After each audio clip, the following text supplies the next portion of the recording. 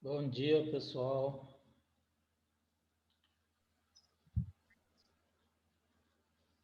Bom dia. Beleza? Estão me ouvindo direitinho?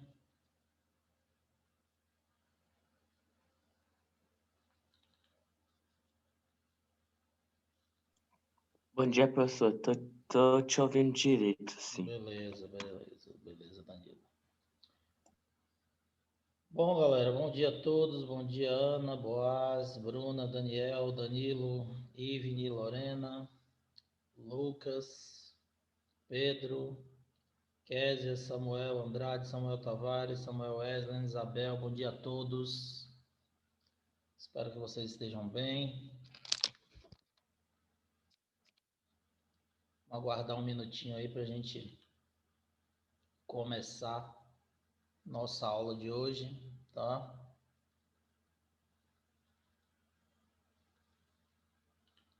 Deixa o pessoal terminar de chegar aí, o povo acordar.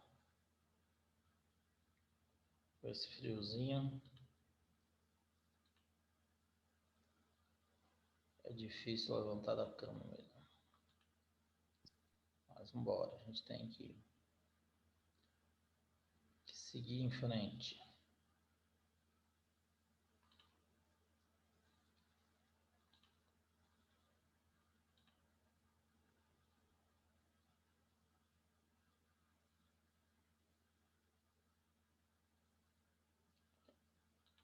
Vamos lá, antes, meus queridos, vamos fazer uma oraçãozinha rápida aqui para a gente começar a nossa aula, tá? E depois a gente parte para o nosso conteúdo. Então vamos lá, oremos. Senhor Deus, muito obrigado pela nossa vida, pela nossa saúde. Obrigado por até esse momento estarmos bem protegidos desse coronavírus, que essa doença, essa pandemia passe logo, que nós possamos voltar à nossa vida normal, que tenhamos uma boa aula hoje, que amanhã todos os nossos alunos possam fazer uma boa avaliação de física, assim como as demais disciplinas. Em nome de Jesus, amém. Bom, meus queridos, antes de começar a nossa parte de vetores, eu queria saber se alguém tem alguma dúvida sobre lançamento e queda livre, que é o assunto da avaliação de amanhã. Se tiver alguma dúvida, pode perguntar para a gente esclarecer, tirar a dúvida de vocês, tá? Falei para vocês, recomendei que vocês fizessem atividades lá do módulo de vocês, referente a esse conteúdo. Se tivessem dúvidas, também mandasse pelo WhatsApp. Mas ninguém me procurou, então estou perguntando aqui novamente. Tem alguma dúvida sobre esse conteúdo? Você pode fazer uma revisão rápida, professor? Posso. Veja bem,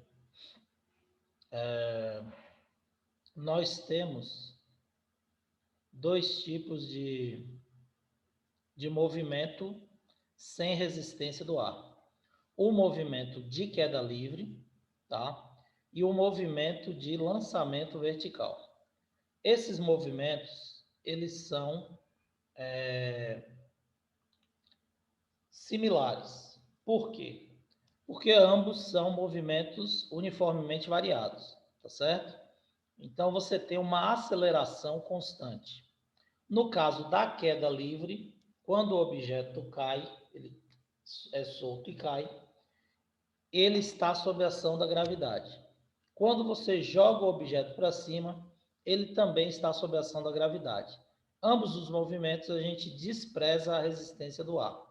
Então nós estamos falando de movimento sem resistência do ar, tanto a queda livre quanto o lançamento vertical, tá? Bom, o que acontece? Na queda livre, a gravidade ela favorece a queda. Então, quando o objeto está aqui, soltou, é a gravidade que puxa ele rapidamente para baixo. E a gravidade é uma aceleração da gravidade, que no nosso caso, a gente considera 10 metros por segundo ao quadrado. Ou seja, se o objeto está em repouso para iniciar a queda, você soltou, um segundo depois, esse objeto já está com velocidade de 10 metros por segundo. 2 segundos depois, ele já está com velocidade de 20 metros por segundo. Por quê? Porque a Bom dia, aceleração professor. atua com 10 metros por segundo ao quadrado. Sim, pois não? Bom dia. Bom dia, bom dia. Então, o que acontece? Quando você analisa o movimento de queda livre, você está analisando um movimento uniformemente variado, retilíneo uniformemente variado, porque não tem resistência do ar, então o corpo não pode desviar nem para um lado nem para o outro, ele vai cair em linha reta, e esse movimento é um movimento acelerado, tá? Porque a queda favorece. Então a gravidade atua positivamente. Nós já estudamos o movimento acelerado. Existem 3 equações para calcular as características desse movimento. V é igual a VO mais AT, distância é igual a VOT mais AT ao quadrado sobre 2, e V ao quadrado é igual a VO ao quadrado mais 2AD, que é a equação de Torricelli. Quando a gente analisa a queda, a gente vai usar essas mesmas equações do movimento variado, certo? Com algumas observações. Primeiro, para ser queda livre, o objeto tem que estar parado. E aí você solta o objeto e ele cai. Se ele já tiver velocidade, não é queda livre, é arremesso vertical para baixo. Aí já é outro movimento, não tem nada a ver com o que a gente estudou.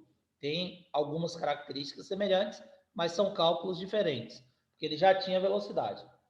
Então, na queda livre, que é o que nós estudamos, o objeto está parado, eu solto, ele cai. Então, primeira característica, a velocidade inicial é sempre zero. VO não existe. Na queda livre, o objeto tem que estar parado para poder cair. Então, VO é zero, tá certo? E a gravidade atua positivamente, com o valor da gravidade da Terra, que é 10 metros por segundo ao quadrado. Então, 10 metros por segundo ao quadrado é o valor dessa aceleração. Aí, o que você faz? Você só vai substituir nas equações que vocês já estudaram de movimento variado, tá? Então, primeira equação da queda livre. V é igual a VO mais AT, vai ficar V é igual. Tiro o VO, porque não existe VO, é zero na queda livre. No lugar de A eu coloco G, então vai ficar G vezes T. Então, V, velocidade final, é igual a G vezes T, gravidade vezes tempo. Tá certo? Essa é a equação de queda livre. Deixa eu ver aqui se eu consigo botar aqui para vocês. Então, primeira equação de queda livre, você vai ter... Já falei que eu sou ruim para escrever com esse negócio aqui, mas vou tentar. Então, a primeira equação da queda livre vai ser V é igual a G vezes T, tá bom? Gravidade vezes tempo. A segunda equação, distância é igual a VOT mais AT ao quadrado sobre 2, a distância percorrida na queda é sempre a nossa altura. VO, eu disse que é zero. Então, zero vezes o tempo, qualquer que seja o tempo, vai dar zero, desaparece. Então, vai ficar G, olha o que eu fiz aqui. Vai ficar G vezes T ao quadrado sobre 2. Então, no caso da segunda equação, nós temos H é igual a G vezes T elevado ao quadrado sobre 2, certo? Ou 1 meio de GT ao quadrado, que é a mesma coisa. E a última equação de Torricelli vai ficar V ao quadrado é igual, VO ao quadrado desaparece, 2 vezes A, que vai ser a gravidade, vezes a altura. Entenderam? Acho que meu mouse também aqui está ruim, por isso que ele não está escrevendo direito. Beleza? conseguirem relembrar as equações aqui? Ô, professor, um minutinho. Sim. A de Torricelli é V ao quadrado É é igual a VO igual... ao Você tira... quadrado mais 2AD, tá? Ah, sim, sim. Só que aí o que eu fiz? V ao quadrado fica igual a velocidade final ao quadrado. VO ao quadrado desaparece, porque na queda livre você não tem velocidade inicial. E aí fica 2 vezes a aceleração, que no caso da queda é a gravidade, vezes a distância, que é a minha altura. Então, V ao quadrado é igual a 2GH. Vai ficar para a queda livre. Então, as 3 equações Professor, se não para a queda precisa livre... Se não vai precisar do V ao quadrado, do VO ao quadrado, então por que colocaram ele? Essa conta pode ser usada para outro cálculo? Pode ser usado para o lançamento, onde você vai ter que usar o VO, e pode ser usado no movimento variado, que também você vai precisar do VO. Entendeu? Essa fórmula aqui, Luigi, ela é uma simplificação. A fórmula é V igual a VO mais GT. H é igual a VOT mais GT ao quadrado sobre 2. E V ao quadrado é igual a VO ao quadrado mais 2GH. A gente cortou o VO porque sempre na queda o VO é zero. E aí, na queda livre, como o VO é zero, a gente pode já eliminar, simplificar a equação. Mas a equação é daquela forma que eu passei para vocês lá. V igual a VO mais AT, que fica V igual a VO mais GT. Como o VO é zero, você simplifica. Aqui a gente simplificou a equação. Tá certo? Beleza?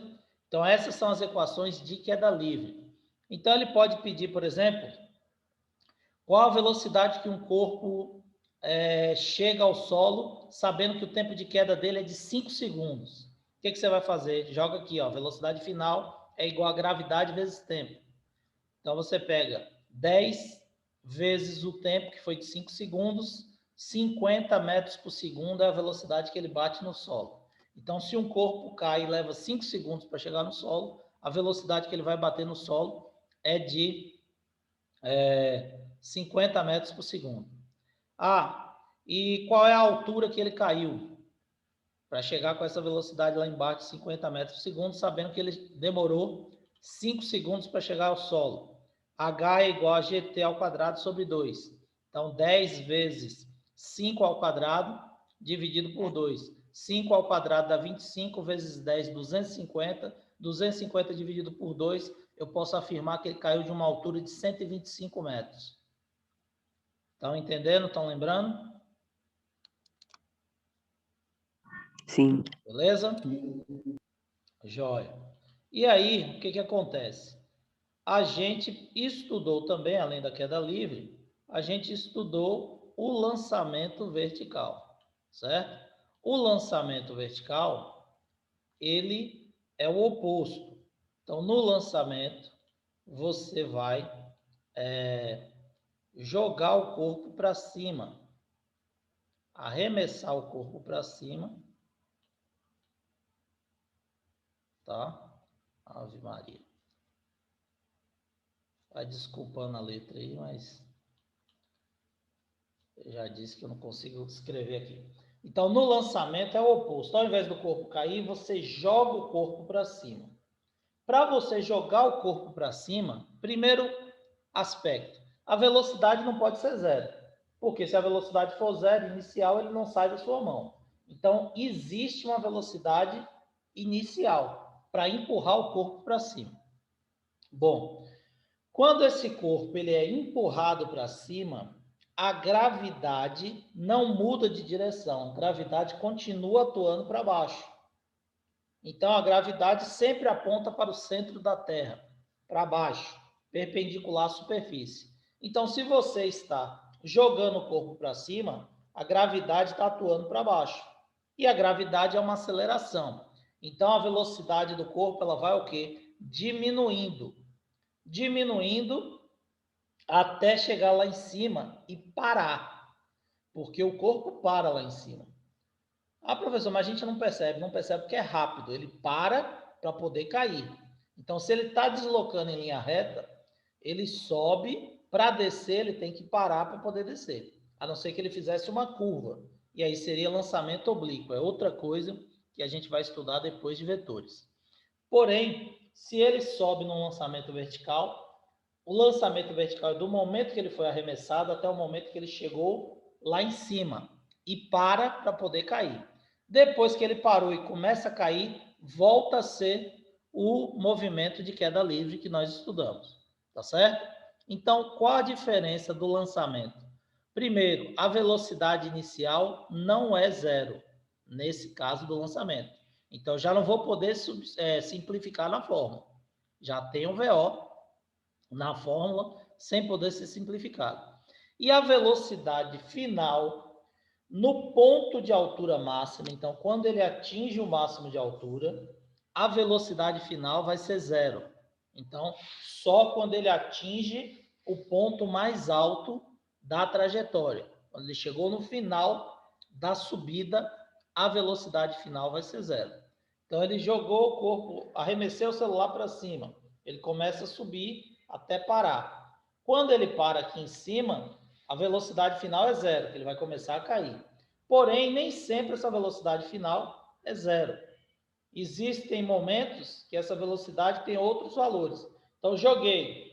Ele não atingiu ainda o máximo de altura, a velocidade aqui é diferente de zero. Aqui, chegou na altura máxima, essa velocidade final é zero. Então, nós temos, para lançamento vertical, as fórmulas escritas da seguinte forma. V é igual a VO, velocidade inicial, tá? Menos GT. Por que menos? Porque a gravidade agora atua oposta ao movimento, retardando, diminuindo a velocidade. Então, uma desaceleração, tá? Então, no lançamento vertical para cima, a aceleração vai ser negativa, então ela vai atuar com um valor de 10 metros por segundo ao quadrado, mais negativo, reduzindo a velocidade, e a velocidade inicial não é zero, é diferente de zero, então você não pode cortar, simplificar aqui na fórmula, tá certo? A segunda equação vai ficar H é igual a VO vezes o tempo, menos GT ao quadrado sobre 2, tá certo? Essa é a segunda equação. E Torricelli vai ficar como V ao quadrado é igual a VO ao quadrado menos 2 vezes a aceleração, que é a gravidade, vezes a distância, que é a altura. Então, essas são as equações de lançamento vertical, certo? Bom, ele pode perguntar, por exemplo, usando aquele mesmo exemplo anterior, que eu dei o tempo de 5 segundos para achar a velocidade, agora eu dou a velocidade. Imagine que um objeto seja lançado verticalmente para cima com velocidade de 50 metros por segundo. Aí, quanto tempo ele demora para atingir a altura máxima? E aí você vai substituir aqui nessa fórmula, ó. V é igual a VO menos GT. V vai ser zero, porque ele atingiu a altura máxima. Eu disse que no ponto de altura máxima a velocidade final é zero. VO é 50 metros por segundo, menos 10 da gravidade, vezes o tempo. Qual foi o tempo que ele levou para atingir a altura máxima? 0 menos 50, então fica menos 50 menos 10t. Multiplica os dois termos por menos 1. Vai ficar t igual a 50 dividido por 10. 5 segundos é o tempo que ele gasta para atingir a altura máxima. Aí entra aqueles detalhes dos exemplos que eu passei para vocês. Eu posso pedir o tempo que ele permanece no ar. Se ele passou 5 segundos subindo, ele vai passar mais 5 segundos caindo. Então, o tempo que ele permanece no ar vai ser o dobro do tempo da subida, 2t. Então, ele permanece no ar durante 10 segundos. Se ele gastou 5 para subir, ele gasta 5 para retornar ao ponto de lançamento, tá? O que ele perde na subida, ele readquire na descida, porque a diminuição ocorre justamente em função da gravidade, que no início vai atuar de menos 10 e depois na queda vai atuar com mais 10. Então, o que ele perde na subida, ele ganha na descida, tá certo? Se eu quisesse saber a altura, a mesma coisa. Calculei o tempo, jogo aqui. H é igual a 50 vezes 5 menos 10 vezes 5 ao quadrado sobre 2. 50 vezes 5 dá 250 menos 10 vezes 5 ao quadrado dá 25 vezes 10, 250 dividido por 2, 125. 250 menos 125, altura de 125 metros. Igual ao que a gente falou lá na queda livre, só que aqui calculando do lançamento vertical. Lá eu calculei de cima para baixo, aqui eu estou calculando de baixo para cima. Mas vocês observam que se o intervalo de tempo dado for o mesmo do exemplo que eu passei para a queda livre, você vai ter o mesmo valor, 50 metros por segundo de velocidade, 5 segundos de tempo e 125 metros de altura. Beleza? Todo mundo conseguiu aí relembrar? Alguma dúvida, meu povo? Então, detalhe importante é saber as características, tá bom? Da queda livre. Então, saber as características da queda livre e do lançamento. Que características são essas? Essas que eu passei para vocês aí, falando da velocidade e do sinal da gravidade. Então, tem que saber que na queda a aceleração é positiva e a velocidade inicial é zero. Então, posso simplificar as fórmulas tirando o VO. E lembrar que no lançamento a aceleração é negativa, tá bom? E a velocidade inicial não vai ser zero. Ah, professor, mas você falou que a velocidade final sempre vai ser zero no ponto de altura máxima. E por que a gente não pode cortar o V, a velocidade final, nas fórmulas de queda de lançamento? Porque nem sempre ele vai pedir para você calcular a velocidade na altura máxima. Às vezes ele pede para você calcular a velocidade no intervalo de tempo menor do que o tempo total da subida. Aí o móvel vai ter uma velocidade menor do que a de lançamento, mas ainda não vai ser zero. Nós passamos exemplos disso aí para vocês. Tá certo? Beleza, meu povo? Deu para relembrar aí? Rapidamente, tranquilo? Bora, eu tô ouvindo vocês. Tá tranquilo. Beleza? Nenhuma dúvida? Então, pronto. Nosso assunto... Joia. Sem dúvida aqui. Tranquilo. Nosso assunto é esse. A prova é simples, porque vocês já fizeram uma avaliação de queda livre. O lançamento vai ser bem semelhante, só você prestar atenção para essas características. Então, tomou cuidado em identificar quem é queda livre e quem é lançamento. Tá tranquilo, vocês vão sair bem na avaliação. Tá certo? Bom, nós estamos falando de vetor. Então, eu disse para vocês das características dos vetores. Mostrei lá o que é direção e sentido. Estamos falando de vetor soma ou vetor resultante. Mostrei para vocês a determinação gráfica do vetor resultante. A determinação gráfica é quando você pega apenas a direção e o sentido, ou seja, apenas a setinha, o vetor propriamente dito. E aí você tira a resultante desse vetor, sem se preocupar com o cálculo. Mas eu disse para vocês que o vetor soma corresponde à soma vetorial, sempre. Ou seja, se eu tenho o vetor A mais o vetor B, eu vou interagir ele sempre através de uma soma. Então, vou pegar sempre o vetor A mais o vetor B, tá? Porém, falei também lá no início que nem sempre a soma vetorial corresponderá a uma soma algébrica, a uma soma matemática. Isso vai depender da disposição, da forma, direção e sentido dos vetores, tá? Então, é isso daí que a gente vai ver nessa aula de hoje. De acordo com a direção e o sentido dos vetores, como iremos determinar o vetor resultante. Então, primeira situação, fácil.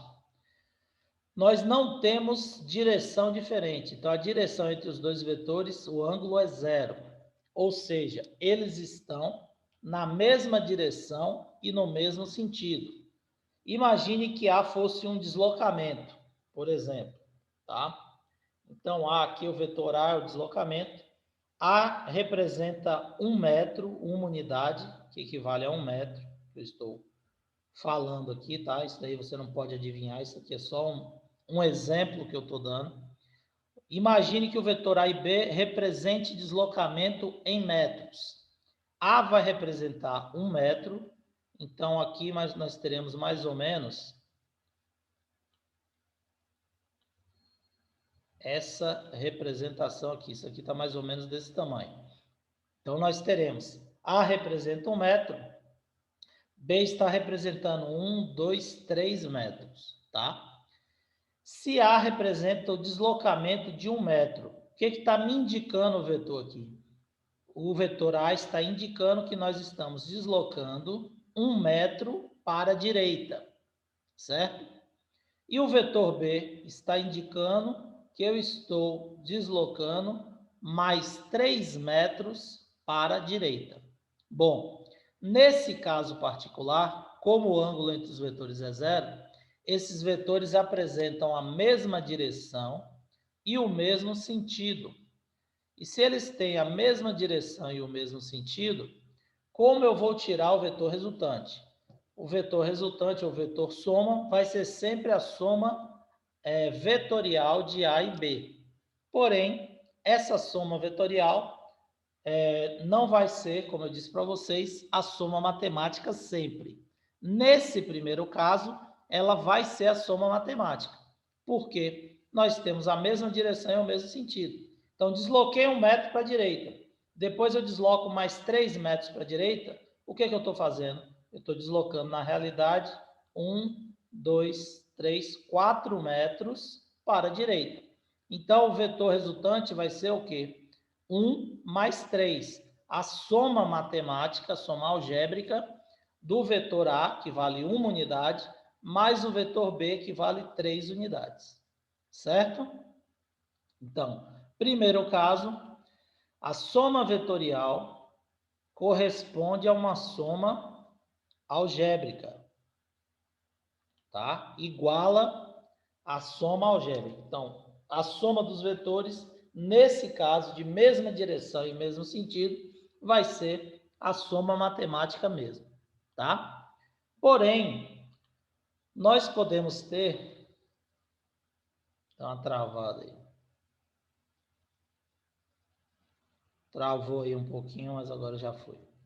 Nós podemos ter agora um outro caso diferente desse primeiro. Então, no primeiro caso, o vetor A tem mesma direção e mesmo sentido de B. O vetor soma vai ser a soma algébrica de A mais B. Pega o módulo de A, que é 1, pega o módulo de B, que é 3, no exemplo que eu dei. 1 mais 3 vai dar 4, que vai ser o vetor soma. No segundo caso, nós teremos um ângulo de 180 graus formado entre os vetores. O vetor A está para a direita e o vetor B está para a esquerda, formando um ângulo de 180 graus. Ou seja, nesse segundo caso, nós temos os vetores com mesma direção e sentidos opostos. Ou seja, eles estão na mesma direção horizontal, só que A está para leste e B está para oeste. Então, eles têm um sentido contrário, oposto, tá? Nesse caso, o vetor soma, que vai ser a soma do vetor A mais o vetor B, ele não vai corresponder à soma matemática. Ele vai corresponder à subtração. Ah, professor, mas por quê? Vamos lá, imagine que o vetor A representasse deslocamento também, e o B deslocamento em metros. Então, aqui, ó, B está mais ou menos aqui, isso significa dizer que o vetor A, ele teria aqui, ó, mais 1, mais 2. Então, você tem 1, 2, 3, 4, mais ou menos, tá? Então, você tem 4 metros para a direita e 1 metro para a esquerda. Se eu desloco 4 metros para a direita e depois eu desloco 1 metro para a esquerda, quanto foi que eu desloquei? Eu desloquei 1, 2, 3 metros para a direita, não é isso? Então, eu vou pegar o vetor A, que é 4, menos o vetor B, que é 1, a resultante vai dar 3 metros para a direita, que foi o deslocamento que eu realmente realizei. Então, no caso de vetores que apresentam mesma direção e sentidos contrários, o vetor resultante vai ser a soma vetorial de A mais B, que não vai ser a soma matemática, vai ser uma subtração. Ah, professor, mas se eu quiser colocar S é igual a A mais B, vetorial, pode? Pode. Só que vai ficar S é igual a A, que vale 4, mais menos B, porque B tem sentido oposto a A. E aí, lembra que no sentido lá, quando eu expliquei direção e sentido de vetor, eu falei que o sentido oposto é representado pelo sinal negativo. E aí vai dar no mesmo. A mais menos B, mais vezes menos dá menos, fica A menos B, que é o vetor resultante. Conseguiram entender aí, perceber a diferença? Tranquilo, primeiro ano? Olha que isso aí é importante. Todo mundo entendeu? Ficou claro por que eu disse que a soma vetorial nem sempre é a soma algébrica? Sim. Beleza, então vocês viram aqui que a soma matemática, no primeiro caso aqui, coincide com a soma vetorial, porque tem mesma direção e mesmo sentido. Quando tem mesma direção e sentido oposto, que é o segundo caso, a soma vetorial vai ser uma subtração matemática, tá certo? E nós temos outros casos. Por exemplo, quando eles apresentam direções diferentes. E aí, como é que vai ser? O vetor A está para o norte, o vetor B está para leste. Você sabe que se você puxa para o norte e outro puxa para leste, a resultante vai ser aqui no nordeste. Então, o vetor resultante vai ser aqui, pela regra do paralelogramo que eu ensinei para vocês lá, né? Você vai traçar a projeção de B, traçar a projeção de A aqui, fecha o paralelogramo e aí você traça a resultante da origem de um até a extremidade do outro. Bom, o vetor resultante vai ser esse, vetor S. Mas como eu vou calcular esse vetor S?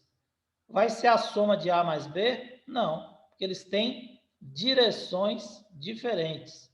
E aí, como é que eu vou fazer isso aqui agora? Como é que eu vou calcular isso agora? Aí eu vou ter que calcular analisando a situação. Veja bem, esse é o vetor A, esse lado aqui, ó, você tem a projeção de A. Então, isso aqui vale A também, tá? É exatamente igual ao vetor A. Beleza? Então, nós temos aqui a projeção de A. Vou chamar de A'. Bom, quando você vê a projeção de A, isso aqui forma o quê, pessoal? Um triângulo retângulo, não forma? Bom, o triângulo retângulo, nós temos aqui o cateto oposto, que é a projeção de A, o cateto adjacente, que é a projeção... É a mesma forma para poder descobrir a área do triângulo, né? Hipotenusa, exatamente. Tá? Teorema de Pitágoras. Como é que eu calculo a hipotenusa de um triângulo retângulo? Vocês já estudaram lá em geometria e matemática. Calculo a hipotenusa pelo teorema de Pitágoras, que nos diz que o quadrado da hipotenusa de um triângulo retângulo será sempre igual à soma do quadrado dos catetos. Ou seja, hipotenusa, que é S, cateto oposto, que é A, projeção de A, e cateto adjacente, que é B. Então, S ao quadrado é igual a A ao quadrado mais B ao quadrado.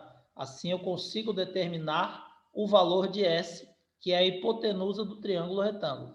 Então, se eu quero determinar o vetor resultante S, eu tenho A para o norte e B para leste, como é que eu vou calcular se a direção deles são diferentes? Eles formam um ângulo de 90 graus. Eu tenho que usar o teorema de Pitágoras. Então, a soma vetorial vai ser a soma de A mais B. Então, estou interagindo o vetor A mais o vetor B. É uma soma vetorial. Porém, essa soma vetorial, quando eles apresentam um ângulo de 90 graus entre si, vai ser calculada pelo teorema de Pitágoras. S ao quadrado é igual a ao quadrado mais B ao quadrado. Então, essa soma vetorial não vai ser uma soma algébrica nesse caso aqui. Vai ser o teorema de Pitágoras. Estão percebendo aí? Então, primeira situação, nós temos vetores com mesma direção e mesmo sentido. O ângulo formado entre eles é zero. Como é que eu calculo o vetor soma? Vetor soma, soma do vetor A mais o vetor B vai coincidir com a soma algébrica. A mais B. Pego o módulo de A, somo com o módulo de B e acho o vetor resultante, porque tem a mesma direção e o mesmo sentido. Segundo caso, mesma direção e sentidos opostos. Então, os vetores apresentam um ângulo de 180 graus. Um está para um lado, o outro está para o outro. Um está para leste, o outro está para oeste. O que vai acontecer? Nesse caso, a soma vetorial, a soma do vetor A mais o vetor B, vai corresponder à subtração algébrica. Eu vou pegar o módulo de A, diminuir do módulo de B e achar o vetor resultante. Tá? E no terceiro caso, quando eles apresentam um ângulo de 90 graus, são direções diferentes, formando ângulos perpendiculares entre si. O que acontece? O vetor soma, soma do vetor A mais B, vai corresponder algebricamente à soma dos quadrados dos vetores. Então, S ao quadrado vai ser A ao quadrado mais B ao quadrado, utilizando o teorema de Pitágoras. Tá certo? Beleza? Temos mais um último caso, quando eles apresentam um ângulo diferente, tá bom? Mas aí nosso tempo está acabando, nossa aula vai ser interrompida. A gente volta daqui a 10 minutinhos, tá bom? Vou mandar o link para vocês e aí 8h20 a gente retorna. Beleza? Valeu, galera. Beleza.